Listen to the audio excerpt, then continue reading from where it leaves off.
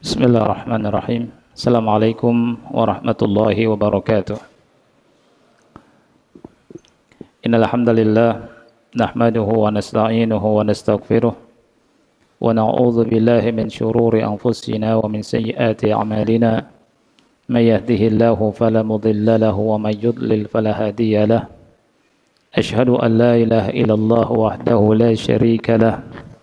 وأشهد أن محمدا عبده ورسوله يا أيها الذين آمنوا اتقوا الله حق تقاته ولا تموتن إلا وأنتم مسلمون يا أيها الناس اتقوا ربكم الذي خلقكم من نفس واحدة وخلق منها زوجها وبث منهما رجالا كثيرا ونساء واتقوا الله الذي تساءلون به والأرحام إن الله كان عليكم رقيبا يا أيها الذين آمنوا اتقوا الله وقولوا قولا سديدا يصلح لكم أعمالكم ويغفر لكم ذنوبكم ومن يطع الله ورسوله فقد فاز فوزا عظيما أما بعد فإن أصدق الحديث كتاب الله وخير الهدي هدي محمد صلى الله عليه وعلى آله وسلم وشر الأمور محدثاتها فإن كل محدثة بدعة وكل بدعة ضلالة وكل ضلالة في النار. Ikhwati fillah rahimani rahimakumullah. Merupakan perkara yang wajib kita syukuri, di mana Allah memberikan taufik kepada kita bisa duduk kembali di majelis yang mulia ini untuk sama-sama mengharap ridha Allah, mengharap pahala dari Allah. Tetapi ana ingatkan untuk kita semua hendaknya kita terus selalu meluruskan niat kita dalam menuntut ilmu. Niatkan niat dalam menuntut ilmu karena Allah Subhanahu wa ta'ala. Karena Rasul kita sallallahu alaihi wasallam bersabda, "Innamal a'malu binniyat wa innamal likulli imrin ma nawa." Sesungguhnya segala amalan itu tergantung niatnya. Dan sesungguhnya setiap orang akan mendapatkan apa yang dia niatkan. Sesuai dengan niatnya dia mendapatkan pahala atau tidak. Kemudian niat yang bagus adalah niat seperti yang disampaikan oleh Imam Ahmad bin Hanbal ketika beliau berkata, "Al-ilmu la ya'diluhu syai'un." Ilmu itu tidak bisa ditandingi dengan apapun. Kemudian beliau ditanya, ketika beliau berkata, "Liman sahhat niyatuhu." Bagi orang yang memiliki niat yang lurus. Dia ditanya, bagaimana orang yang punya niat yang lurus itu? Dia berkata, yanwi raf'al jahli an nafsihi wa an ghairihi. Dia berniat dalam menuntut ilmu untuk menghilangkan kebodohan dari dirinya dan dari orang lain. Jadi kita niatkan belajar itu supaya kita dapat ilmu. Kemudian kita niatkan juga untuk kita ajarkan ke orang. Jangan diam saja. Kita dakwah. Dan ini yang kita pelajari dalam akidah.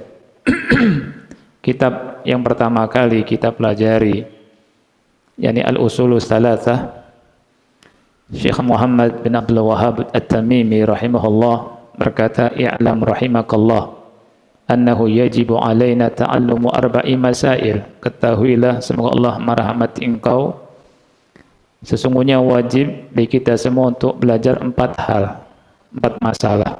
Yang pertama, al-ilmu.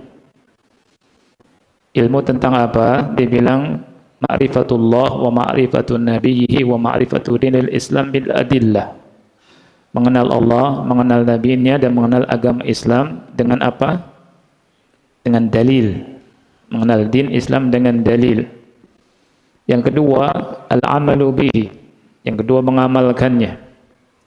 Setelah kita punya ilmu, kita amalkan. Kemudian yang ketiga, ad-da'watu ilaih. Kita dakwahkan. Kita ajarkan ke orang. Kita kasih tahu orang yang belum tahu agar ilmu ini nyebar.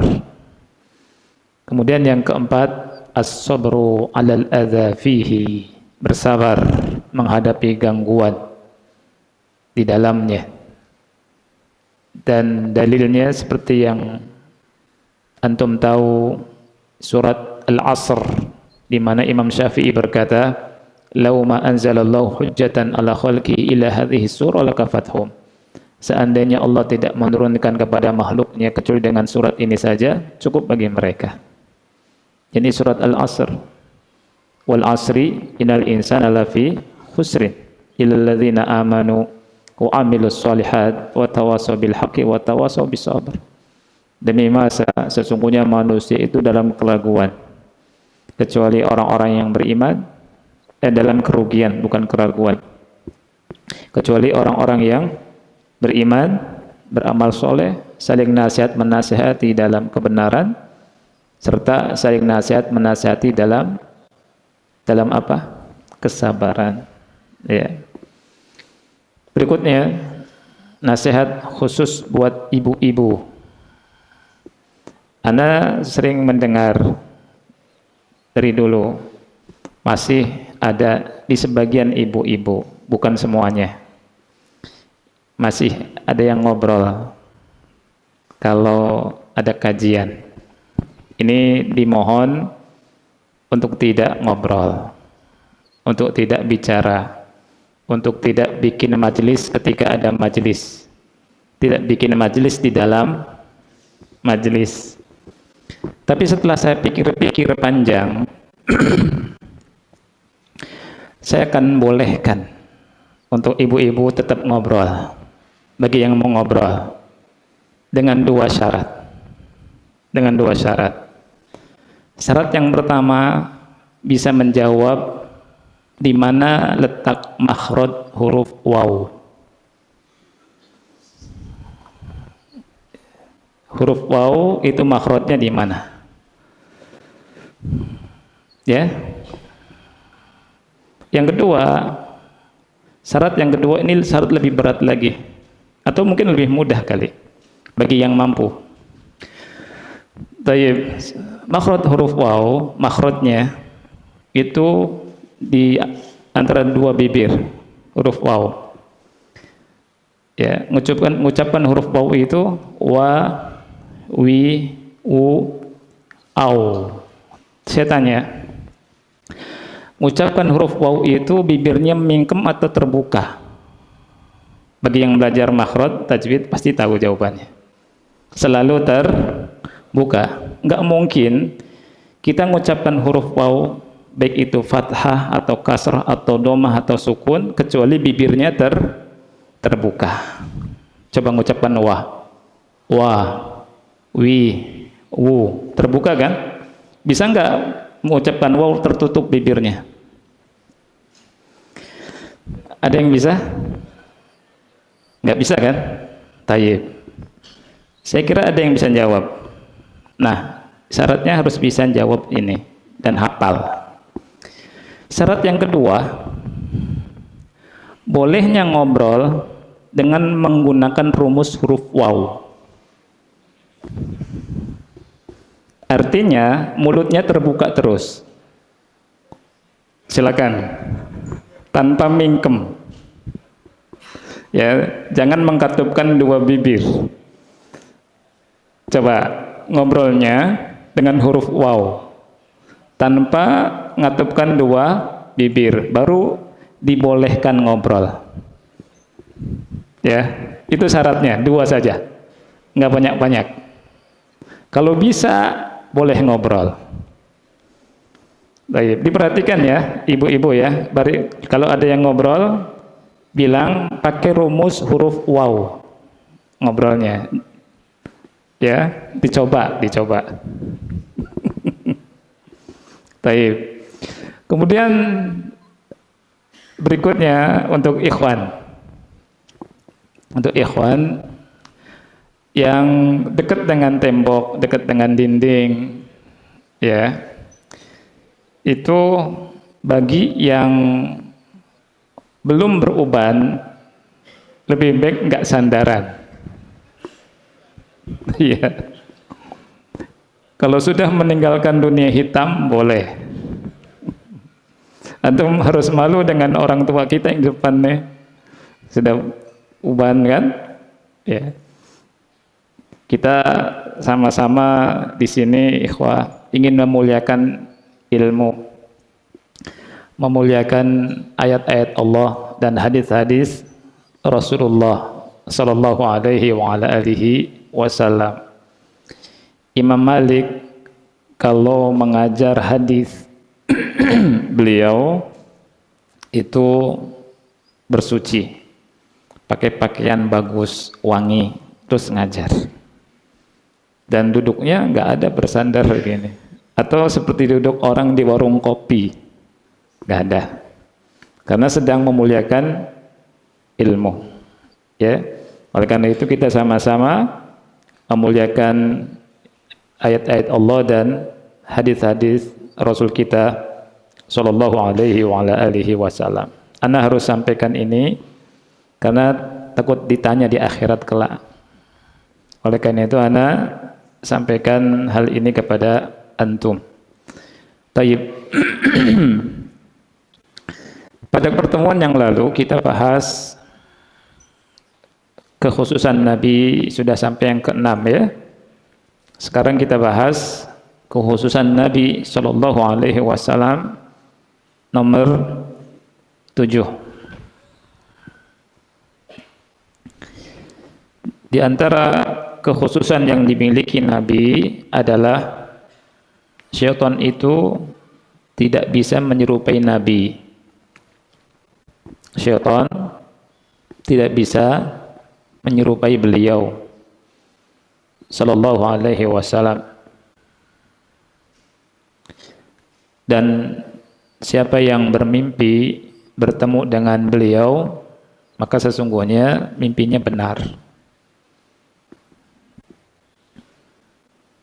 Dasarnya hadis Anas riwayat Bukhari nomor 6994. Nabi sallallahu alaihi wasallam bersabda, "Man ra'ani fil manam faqad ra'ani." Barang siapa yang bermimpi menemuiku atau berjumpa denganku, maka sesungguhnya dia telah melihatku. Fa inna syaitan la yatamatsalu bihi. Karena sesungguhnya syaitan tidak sanggup menyerupai diriku. Wa ru'yal mu'mini juz'un min sittatin wa arba'ina juz'an minan nubuwah. Dan mimpinya seorang mukmin itu merupakan salah satu bagian dari 46 bagian kenabian. Di hadis ini Nabi SAW menghabarkan pada kita orang yang bermimpi bertemu Nabi SAW adalah mimpinya benar. Hanya saja perlu dicatat, ulama menjelaskan orang yang mengklaim dia bermimpi bertemu dengan Nabi SAW itu harus disamakan dengan sifat-sifat yang ada di dalam hadis-hadis Nabi Muhammad sallallahu alaihi wasallam. Seandainya apa yang dia mimpikan dan dia kabarkan dalam mimpinya seperti dalam hadis-hadis Nabi sallallahu alaihi wasallam, maka benar.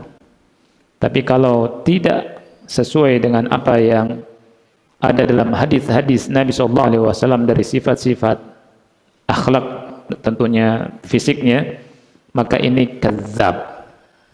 Ya, ini bohong. Dan berapa banyak orang yang mengaku, mengklaim bermimpi bertemu Nabi Shallallahu Alaihi Wasallam, kemudian membuat kedustaan dan ajaran baru, kemudian membuat orang-orang Islam resah dengan ajarannya. Ajarannya menyimpang. Jadi kalau bermimpi dengan Nabi, betul bisa bermimpi bertemu Nabi. Hanya saja tadi antum tanya, coba antum sifatkan dalam mimpi itu bagaimana bentuk wajah Nabi, perawakan Nabi, dan sifat-sifatnya. Kalau dia menyampaikan tidak sesuai dengan apa yang dalam hadis Nabi SAW, ini bohong. Yang kedelapan, di antara kekhususan Nabi SAW, annahu yara min wara'i dhahrihi kama yara min amamihi. Nabi SAW bisa melihat dari belakang seperti beliau melihat dari depan. Ini kekhususan beliau. Walaupun antum di belakang, para sahabat di belakang Nabi, Nabi bisa melihat mereka. Apa yang dilakukan oleh para sahabat Rasul Sallallahu Alaihi Wasallam. Ini didasari dengan hadis Anas, riwayat Bukhari, juga ada beberapa hadis. Nabi Sallallahu Alaihi Wasallam, Anas bin Malik pernah berkata, uqimatis sholah, sholat ditegakkan. Jadi sholat ditegakkan. Fa'aqbala alaina Rasulullah sallallahu alaihi wasallam biwajhihi. Dan Rasul sallallahu alaihi wasallam, kemudian Rasulullah sallallahu alaihi wasallam menghadap kepada kami dengan wajahnya. Faqal, kemudian Rasul berkata, aqimu sufufakum, luruskanlah saf-saf kalian. Imam harusnya seperti ini. Jadi ketika makmum masih berantakan, jangan langsung sholat, tapi perintahkan makmum untuk lurus. Rasul bilang, aqimu sufufakum, aqimu sufufakum, luruskanlah saf-saf kalian. Watarasu, dan hendaknya kalian saling menempel, bahu dengan bahu, kaki dengan kaki. Dan yang ditempel atau cara melihatnya untuk lurus atau tidaknya, bahu antum sama mata kaki antum. Kata Rasul, watarasu, dan hendaknya sesama kalian saling menempel. Ya. Tapi di hadis yang lain Rasul bilang apa? Walayyinu. Layyinu itu lunakkan tubuh kalian, jangan dibuat keras. Karena ada sebagian kita kalau sudah gini, kek, sudah ini. Jangan. Kalau samping teman antum, lunakkan sudah. Ya, walayyinu baina ikhwanikum. Ini kata Rasul sallallahu alaihi wasallam. Ya. Baik, kita balik hadis ini, aqimu sufufakum wa tarasu. Fa inni arakum min wara'i dhahri, karena sesungguhnya aku melihat kalian dari belakang punggungku. Ini kekhususan Rasul kita sallallahu alaihi wasallam. Sehingga pernah suatu saat Rasul sallallahu alaihi wasallam salat, di hadis Abu Dawud, di tengah salat beliau melepas dua sendal. Ketika Rasul melepas dua sendal, para sahabat juga melepas sendal-sendal mereka. Selesai salam, Rasul tanya, ma hamalakum ala ilqaini alikum, apa yang menyebabkan kalian melepas sandal-sandal kalian?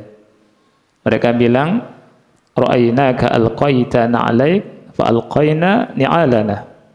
Kami melihat engkau wahai Rasul melepaskan dua sandalmu, maka kami pun melepaskan sandal-sandal kami. Jadi Rasulullah SAW itu tahu apa yang dilakukan sahabat ketika sholat dari belakang punggung beliau Sallallahu Alaihi Wasallam. Dan ini kekhususan Rasul. Selain Rasul tidak punya. Ya, tanya ke imam kita, bisa nggak lihat? Kalau bisa sakti, nggak bisa, pasti nggak bisa. Ya, pasti nggak bisa. Karena ini merupakan kekhususan dari Rasulullah Sallallahu Alaihi Wasallam.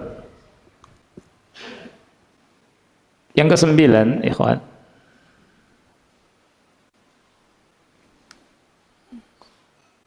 ikhtisasuhu sallallahu alaihi wasallam bi annahu yasma'u ma la yasma'uhu an-nas.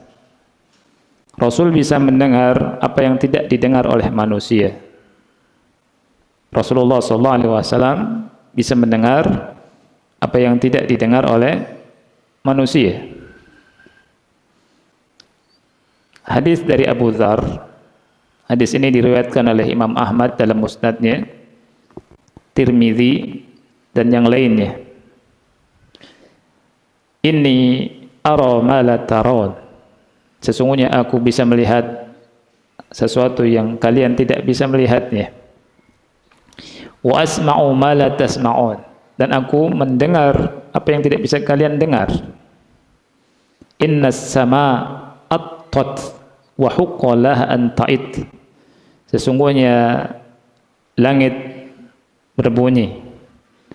Atid artinya itu, sebagian ulama bilang suara kemeretek gitu. Kalau ada kereta apalah ya yang dibawa sama sapi atau kerbau, kemudian dipenuhi dengan muatan, kemudian bola rodanya jalan, itu ada kreket gitu. Itu makna dari atid. Ya. Nah, di sini disebutkan langit bersuara dan hak baginya untuk bersuara. Ma fiha mawdi'u arba'i asabi illa wa malakun wadi'un jabhatahu sajidan lillah.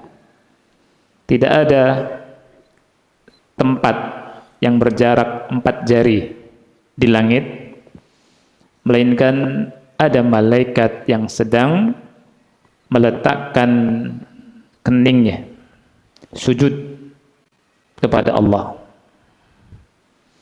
Wallahi law ta'lamuna ma a'lam la dahaktum qalila wa la bakaitum katsira. Demi Allah, seandainya kalian mengetahui apa yang aku ketahui, niscaya kalian akan sedikit tertawa dan banyak menangis.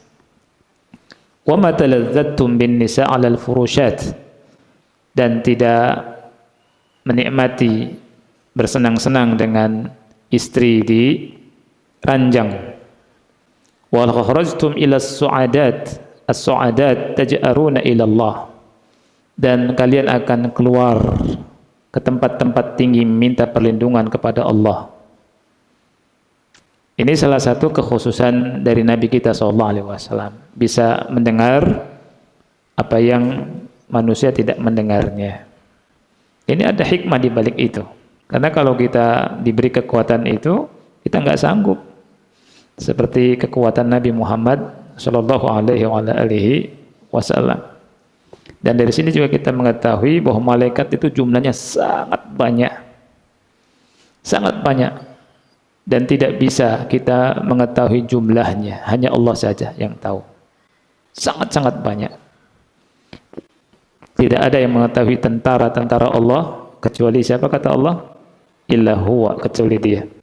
Setiap hari itu masuk ke Baitul Ma'mur 70.000 malaikat untuk tawaf. Keluar dan tidak balik lagi. Masuk begitu, yang lain masuk.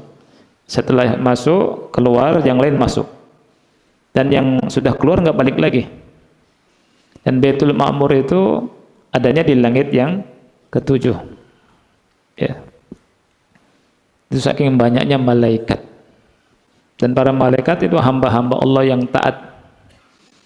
Jadi sebenarnya Allah itu memiliki hamba yang sangat taat, yaitu para malaikat.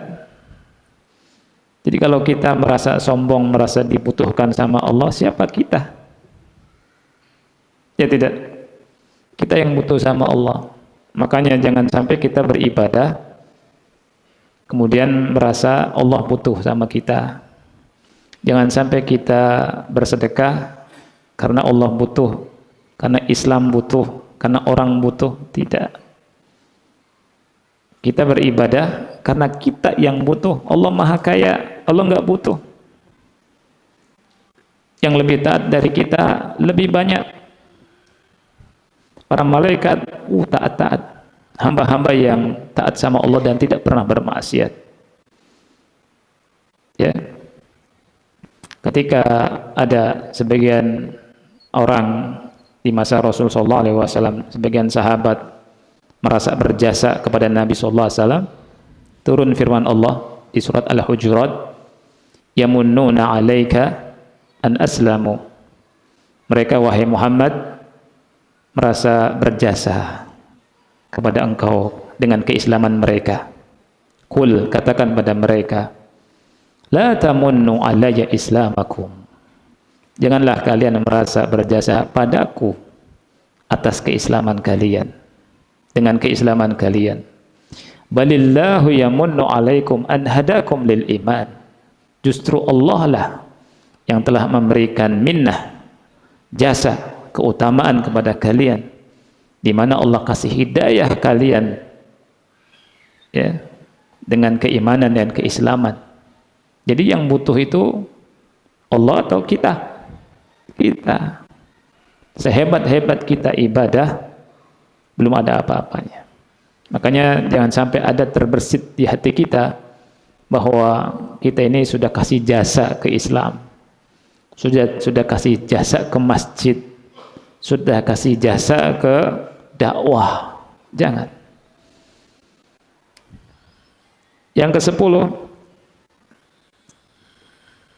ikhtisasuhu sallallahu alaihi wasallam bitakhirihi qabla qabdihi baina ad-dunya wal akhirah.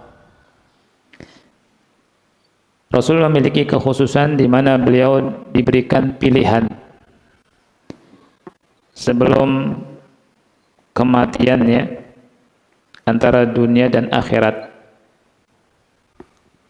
Jadi sebelum dicabut nyawanya itu, Rasul dikasih pilihan, apa mau dikasih umur panjang tetap atau dicabut nyawanya. Ini kekhususan beliau. Kalau kita tidak, nggak ada, ya, datang waktunya mati meninggal. Dari Aisyah radhiyallahu anha, hadisnya sahih riwayat Bukhari, hadis riwayat Bukhari nomor 4586. Aisyah berkata, sami'tu Rasulullah sallallahu alaihi wasallam yaqul, aku mendengar Rasulullah sallallahu alaihi wasallam bersabda, ma min nabiyyin yamradu illa khuyira bainad dunya wal akhirah. Tidak ada seorang nabi pun yang sakit melainkan diberikan pilihan antara dunia dan akhirat. Wa kana fi syaqwahu alladhi qubida fihi, dan ketika beliau dalam sakitnya yang beliau diambil nyawanya, akhadathu buhatun syadidah, ada suara semacam serak yang kencang dari tenggorokannya, buha syadidah. Biasa orang ketika sakaratul maut seperti itu biasa. Kemudian kemudian kata Aisyah, aku mendengar Nabi sallallahu alaihi wasallam berkata, ma'alladzina an'ama Allahu alaihim, aku bersama dengan orang-orang yang Allah telah kasih nikmat atas mereka, minan nabiyyin wasiddiqin wasyuhada'i wassalihin, yakni dari kalangan para nabi, para siddiqin, syuhada dan sholihin. Fa'alimtu annahu khuyyir. Dari perkataan beliau, aku tahu bahwa Nabi sudah diberikan pilihan. Dan beliau mengambil pilihan ini. Beliau meninggal. Jadi Nabi memilih ma'alladzina an'amallahu alaihim minan nabiyyina was-siddiqin wasyuhada was-salihin. Di umur yang ke-63 tahun Rasul meninggal. Padahal kalau mau masih dikasih waktu untuk hidup. Semau beliau, subhanallah. Diberi pilihan. Tapi Rasul berkata, ma'alladzina an'amallahu alaihim minan nabiyyina was-siddiqina wasyuhada'i was-salihin. Dan isyarat Rasul memilih meninggal. Dan Rasul akan bersama dengan mereka, para nabi, as-siddiqin, wasyuhada, was-salihin. Dan semoga kita diberikan taufik oleh Allah untuk tetap menghidupkan sunnah-sunnah beliau dan mengamalkan sunnah-sunnah beliau. Dan Allah berikan kita kenikmatan berupa berjumpa dengan beliau dan mendapatkan syafaat beliau sallallahu alaihi wasallam di hari kiamat kelak. Amin. Yang ke-11, annal arda la ta'kulu jasadahu syarif wa ardu salati ummatihi alaihi fi qabrihi. Bumi tidak memakan jasadnya. Tidak memakan jasadnya artinya apa, akhi? Jasadnya enggak hancur. Ya. Dan sholawat umat beliau ditampakkan kepada beliau. Sholawat kita itu nampak. Allah sampaikan kepada beliau. Oleh karena itu, ketika kita mengatakan cinta Nabi, maka kita hendaknya mengucapkan sholawat untuk beliau sallallahu alaihi wasallam. Dan Rasul pernah berkata, al-bakhil, orang yang bakhil itu, man dzukirtu indahu wa lam yusalli alayya.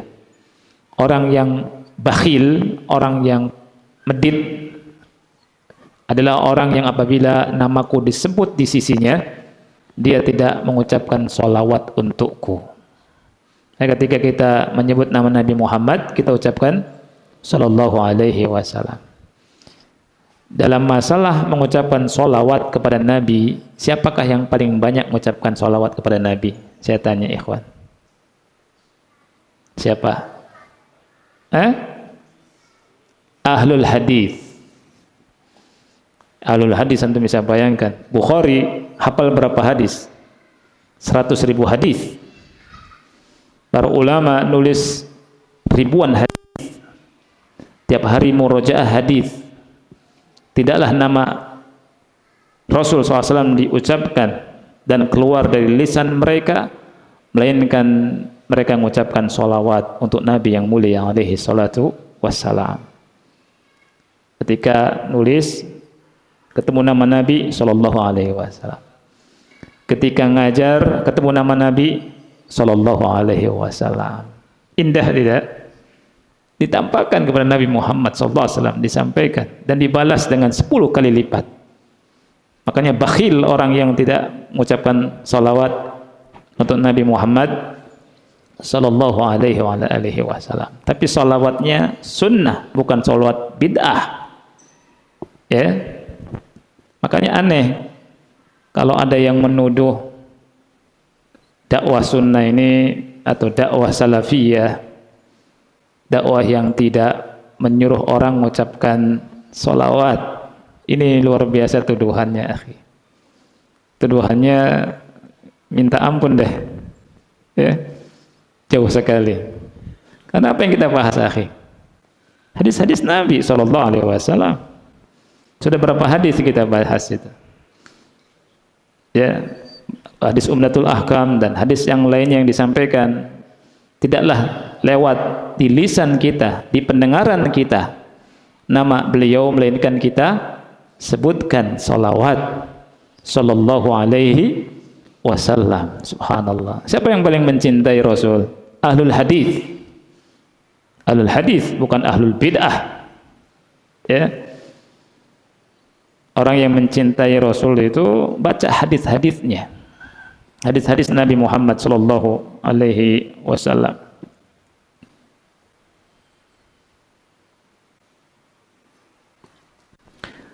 Dari Aus bin Aus dari Nabi sallallahu alaihi wasallam, ia berkata, inna afdala ayyamikum yaumul jumu'ah. Sesungguhnya hari yang paling utama dari hari-hari kalian adalah hari Jumat. Ini menunjukkan hari yang paling utama hari apa? Jumat. Ya. Bukan hari Minggu, tapi hari Jumat. Ya. Bukan hari Minggu, tapi hari Ahad.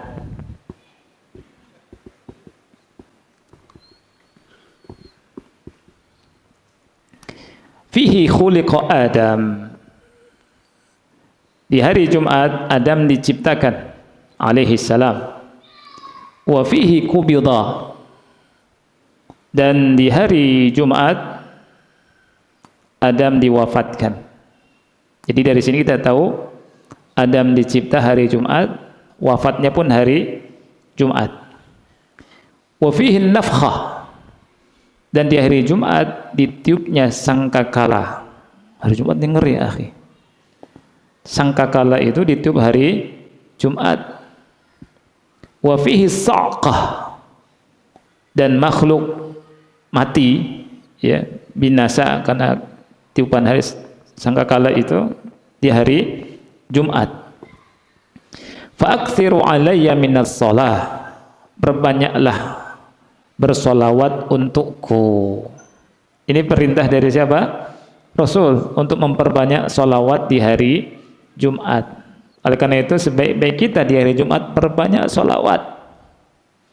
Perbanyak apa? Solawat. Dari ba'da maghrib sudah masuk Jumat, terus sampai maghrib lagi. Perbanyak solawat. Allahumma sholli ala Muhammad wa ala ali Muhammad kama shallaita ala Ibrahim wa ala ali Ibrahim innaka Hamidum Majid. Allahumma barik ala Muhammad wa ala ali Muhammad kama barakta ala Ibrahim wa ala ali Ibrahim innaka Hamidum Majid.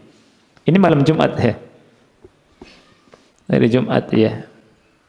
Kata Rasul, fa'aktsiru alayya minas shalah. Berbanyak salawat untukku.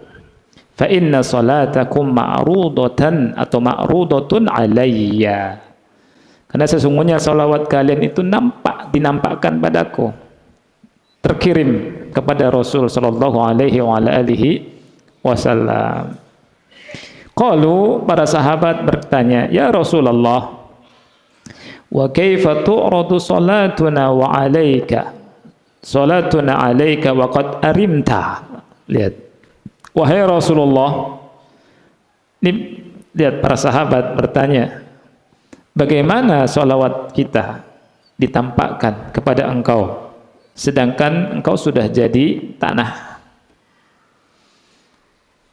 Rasulullah SAW berkata, Inna Allah Azza wa Jal qad harrama alal ardi an ta'kula ajsadal anbiya. Sesungguhnya Allah Azza wa Jal telah mengharamkan atas bumi memakan jasad-jasadnya para nabi. Memakan jasadnya para nabi. Jadi jasadnya nabi itu utuh dari hadis ini, dan kita yakin, saya yakin-yakinnya apa yang disampaikan oleh nabi kita yang kita cintai, Nabi Muhammad sallallahu alaihi wa alihi wasallam. Yang ke-12, ikhwan. Kekhususan nabi,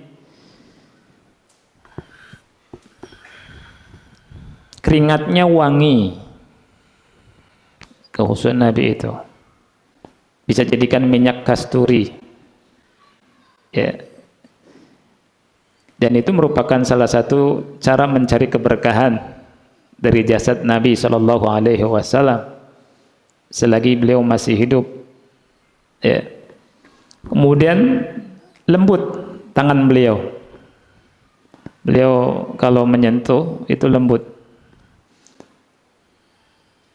Bahkan lebih lembut dari apa, ikhwan?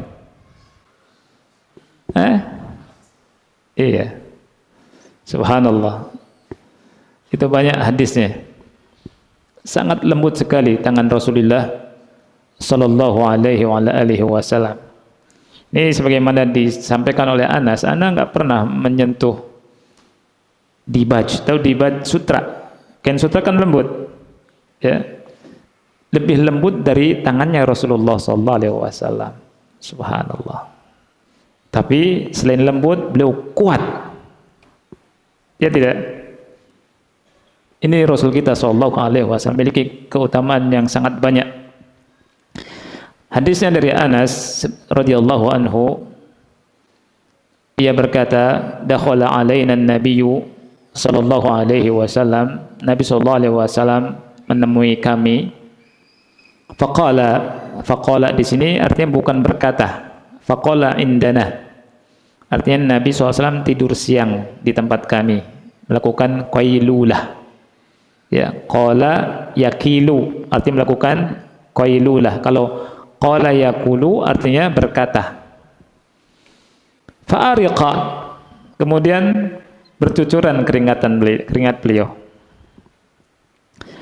Waja'at ummi, kemudian ibuku datang biqarurah, membawa botol. Ya, membawa botol. Lihat hadisnya sahih, ikhwan. Saya Muslim ini. Nomor 2331.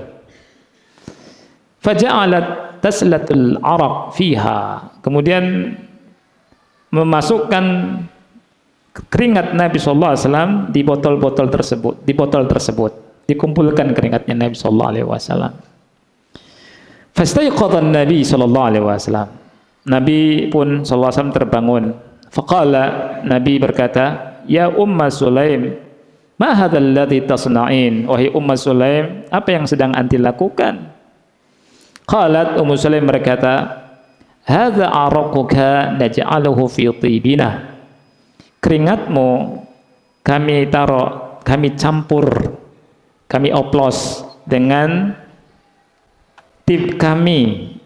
Tahu tib, minyak wangi kami. Wa huwa atyabut tib, dan ia merupakan minyak yang paling wangi. Minyak wangi yang paling wangi. Hadisnya sahih riwayat Muslim. Ini kekhususan Rasul.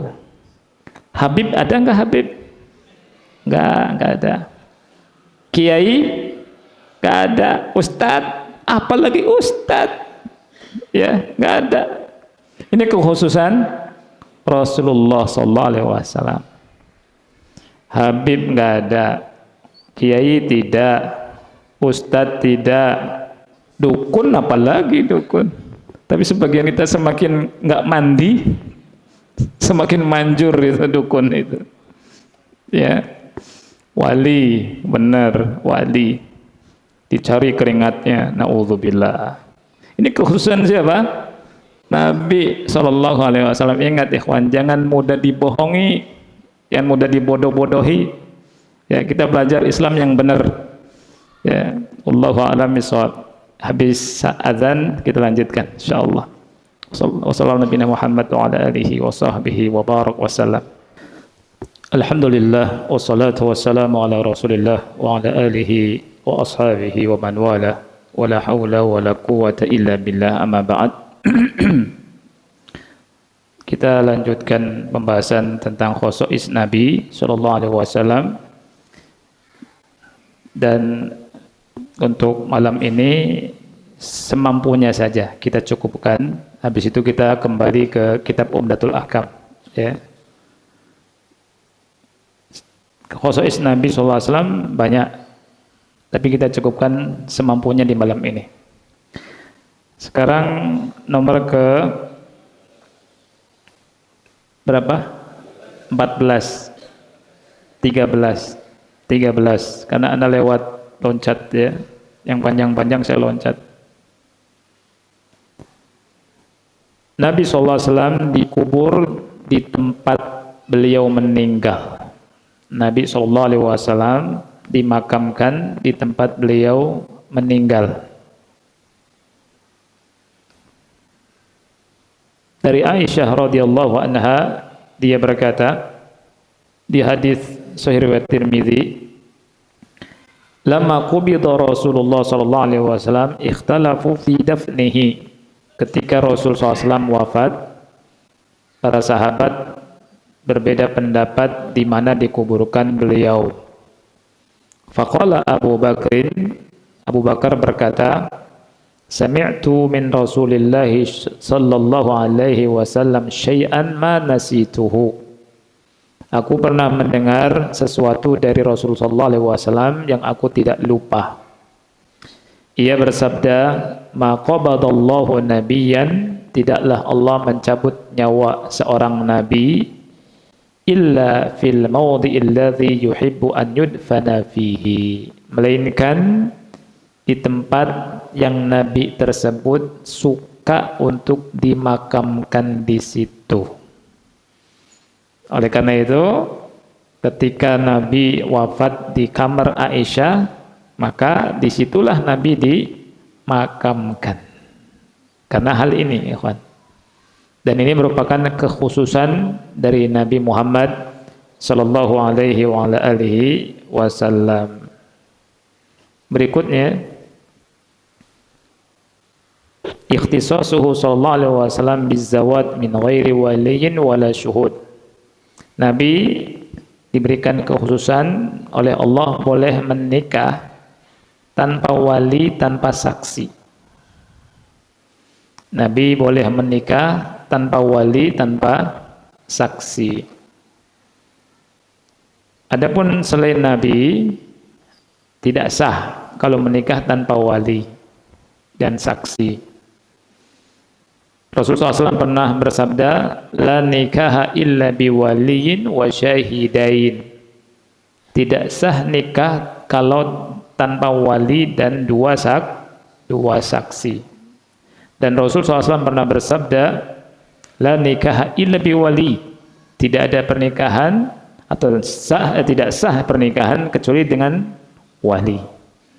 Dan Rasul bersabda, "Ayyuma imra'atin nakahat bi ghairi idzni waliha," wanita mana saja yang menikah tanpa izin walinya, fanikahuha batilun. Nikahnya batil. Sampai 3 kali Rasul mengucapkan demikian. Dan wanita menikah dengan wali ini untuk semua jenis wanita, baik gadis ataupun janda, tidak dibedakan. Merupakan kebatilan yang berpendapat bolehnya wanita menikah tanpa wali. Kemudian beralasan pakai mazhab Abu Hanifah. Ini enggak tepat. Lebih parah lagi, bermudah-mudah menikahi janda tanpa wali, langsung nikahnya di hotel, di apartemen. Wallah, ini maksiat. Ini namanya zina, haram. Dan ada yang berpendapat seperti ini. Ingat ya, ini pendapat yang batil, nggak boleh, hukumnya haram. Ya. Dan kalaupun ada yang memfatwakan demikian, yang memfatwakannya adalah sesat, bahlul. Adapun Nabi SAW, ikhwan, itu boleh. Ini kekhususan beliau. Makanya ulama berkata, sebagaimana di kitab Nadratun Na'im, "Innama u'tubiral wali fi nikahil ummati lil muhafazati 'alal kafa'ah." Dipersyaratkan adanya wali dalam pernikahan umat beliau sallallahu alaihi wasallam untuk menjaga yang namanya kafa'ah. Tahu kafa'ah? Kesepadanan, kesetaraan. Ya. Wa huwa sallallahu alaihi wasallam fauqal akfa. Adapun Nabi sallallahu alaihi wasallam di atas semua akfa. Jadi adanya wali itu supaya ngelihat nih setara tidak nih, gitu. Wali ngelihat yang datang muslim atau kafir, yang datang soleh atau tidak soleh.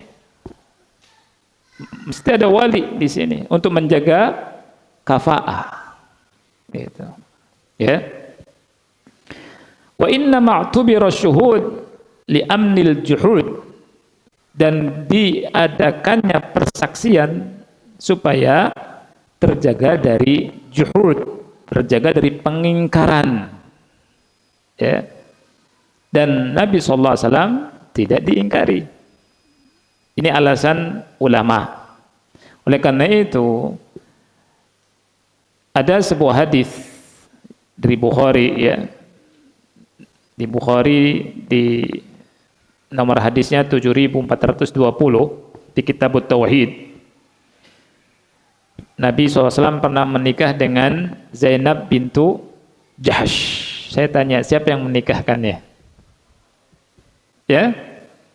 Siapa yang menikahkan Nabi dengan Zainab bintu Jahsh? Allah.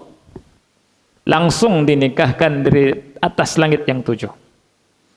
Sehingga Zainab bintu Jahsh itu pernah berbangga-bangga di depan madu-madunya. Wanita itu begitu sifatnya, akhi. Ya enggak? Zainab bintu Jahsh pernah berkata di depan madu-madunya, "Zawwajakun ahlikun." Kalian semua ditikahkan oleh wali-wali kalian, keluarga kalian. Wa zawwajani Allahu min fawqi sab'i samawat. Lihat, sedangkan aku dinikahkan sama Allah langsung di atas 7 langit. Subhanallah, dari atas 7 langit. Sebuah kemuliaan. Ya. Ini kemuliaan yang dimiliki oleh Zainab bintu Jahsh, yang awalnya nikah sama anak angkat siapa? Nabi SAW. Nikah sama siapa? Siapa yang tahu? Zaid. Dinikahkan dengan Zaid bin Haritha. Zaid mantan budak, dimerdekakan sama Nabi SAW. Dinikahkan sama bangsawan Quraisy, wanita terhormat, ya, orang suku Quraisy, akhi. Zainab bintu Jahsh ini nikah. Nabi mengharapkannya bagus rumah tangga, tapi qadar Allah, rumah tangganya kurang harmonis. Ya, Zaid datang ke Nabi mengeluh tentang rumah tangganya. Tapi Nabi bilang, amsik, tahan, sabar, tahan, sabar, gitu. Allah kasih tahu bahwa nanti akan dicerai. Setelah dicerai, nanti dinikahi sama Nabi SAW. Dan itu disimpan sama Nabi. Ya. Itu Nabi ditegur sama Allah. Engkau takut sama manusia, yang paling berhak kau takuti siapa? Allah. Nah, ketika dicerai sama Zaid bin Haritha, sudah berlalu berapa lama, kemudian Nabi menikahi Zainab bintu Jahsh, yang langsung nikahkan Allah dari atas langit yang 7.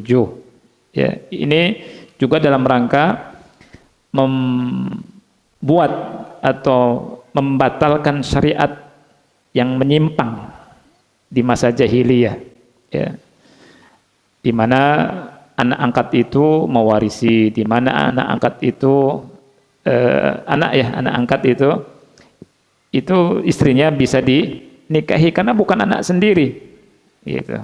Beda dengan istri dari anak, nah, itu nggak bisa dinikahi sama bapaknya. Jadi banyak faedah dari hadis ini. Nah, ini kekhususan Nabi. Nabi SAW menikah tidak pakai boleh tanpa wali, tanpa saksi. Berikutnya kekhususan Nabi SAW yang lain saya loncat.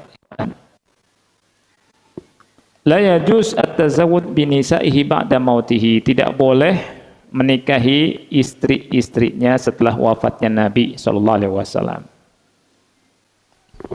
Tidak boleh, hukumnya haram ya. Karena kenapa ikhwan?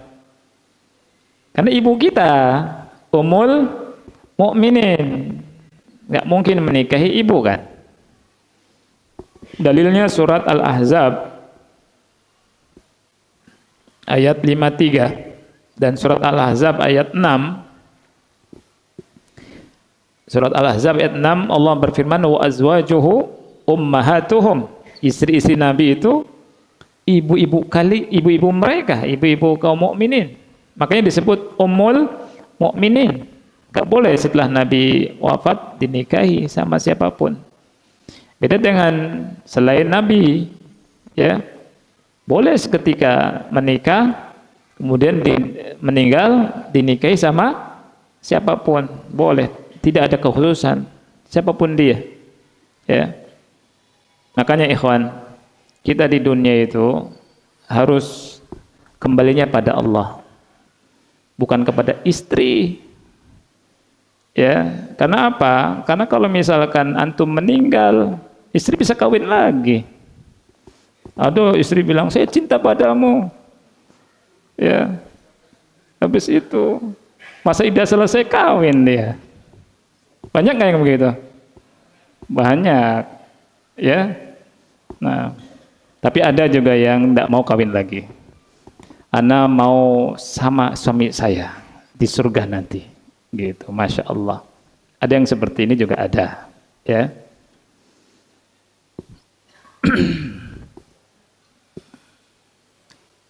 Yang terakhir, bolehnya bertabaruk dengan rambutnya dan dengan air ludah beliau sallallahu alaihi wasallam.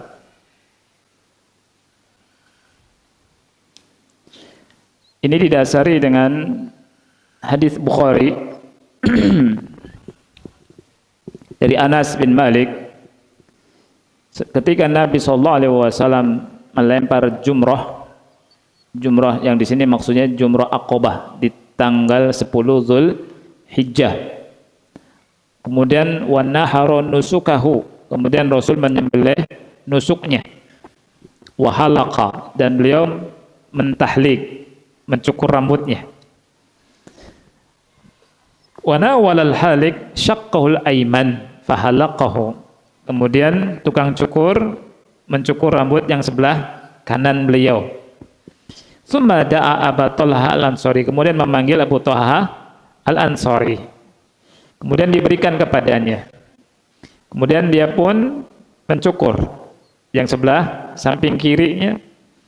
Kemudian diberikan kepada Abu Talha. Kemudian Rasul bilang, "Iksimhu bainan nas." Wahai Abu Talha, bagikan rambut ini kepada manusia. Bertabaruk dengan jasad Nabi hukumnya boleh. Dengan rambutnya, ya, dengan ludahnya boleh. Antum ketika baca hadis tentang perjanjian Hudaibiyah, di situ para sahabat melakukan itu. Tidaklah Rasulullah SAW meludah, melainkan tangan para sahabat sudah pada begini, rebutan, ya, langsung gini. Habis itu diusap, ya, gitu. Dan rambut juga. Dan ini berkah. Dan ini kekhususan beliau. Sekali lagi, kekhususan beliau. Ya, sekali lagi. Kekhususan beliau. 1000 kali lagi. Sampai monyong. Supaya ingat, ini kekhususan beliau. Bukan Habib, bukan kiai. Jadi ada anak lihat tuh, lihat di YouTube atau apa tuh ya, makanan kemudian dilidahi, dibagi. Ini apa-apaan ini? Nggak ada begitu. Ini namanya penghinaan. Ya tidak? Nggak ada. Kemudian ini apa namanya? Air. Ya, ini bukan Habib aja kalau ini. Sebagian kiai juga melakukan. Minum. Ya. Berapa harganya, Pak? Mahal. La haula wal quwwata. Ini memperjualkan air ludah. Gimana kalau TBC, akhi? Justru masuk rumah sakit antum. Bukannya berkah, sakit. Jadi opname. Mencret-mencret. Nauzubillah. Ya, jadi ini kekhususan siapa? Rasulullah Sallallahu Alaihi Wasallam. Terus gimana, Ustaz? Ada tuh sekarang rambut-rambut yang beredar gitu ya. Ya, di pameran. Saya tanya, itu dari siapa? Antum bisa nggak pastikan itu rambutnya Rasul Sallallahu Alaihi Wasallam? Karena jauh ribuan tahun, akhi. Bukan kita mengingkari, bukan. Kalau betul itu rambutnya Rasul, benar. Tapi memastikan itu rambut Rasul, betul tidak? Karena sekarang banyak yang kadzab, banyak pendusta. Bisa tuh dicek pakai alat benar atau enggaknya itu, ya. Jangan orang cuma pakai sorban modalnya, pakai sorban. Dulunya suka ngejar hantu, pakai kemudian pakai ini, katanya rambutnya Rasul. Dari mana, akhi? Dari mana? Ya. Nah ini. Adapun benar kalau betul itu rambut Nabi, ya bisa. Ya. Pedangnya saja dari mana sekarang? Kan gitu. Jauh, udah jauh. Jangankan rambut Nabi, ya. Rumah Nabi saja. Antum bisa nggak pastikan itu di situ?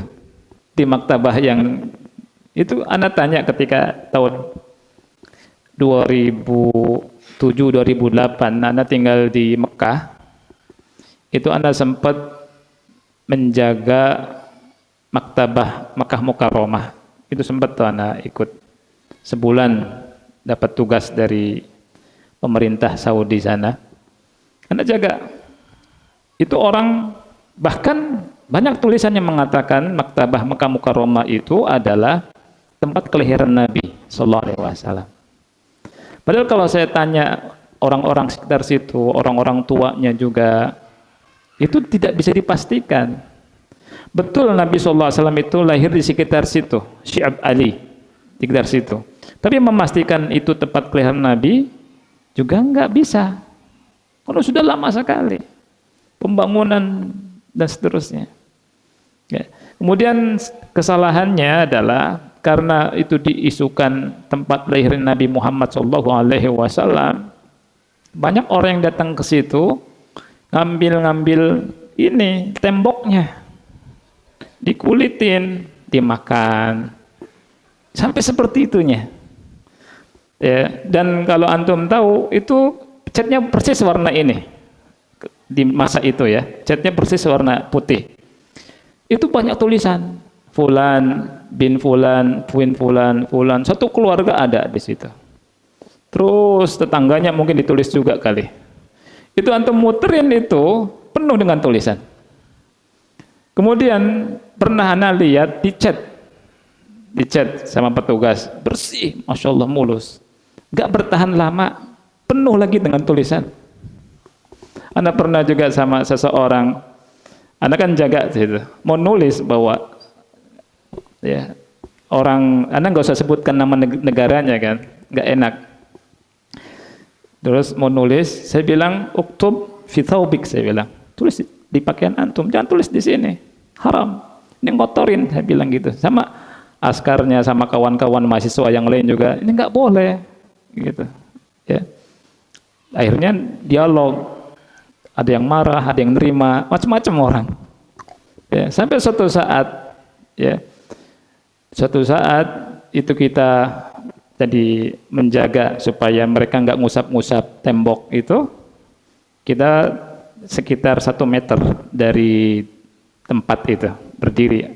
Ada kawan-kawan, ada kawan-kawan mahasiswa dari Eropa juga ada, dari Asia banyak. Terus yang lain jaga, ada askarnya juga jaga gini kan.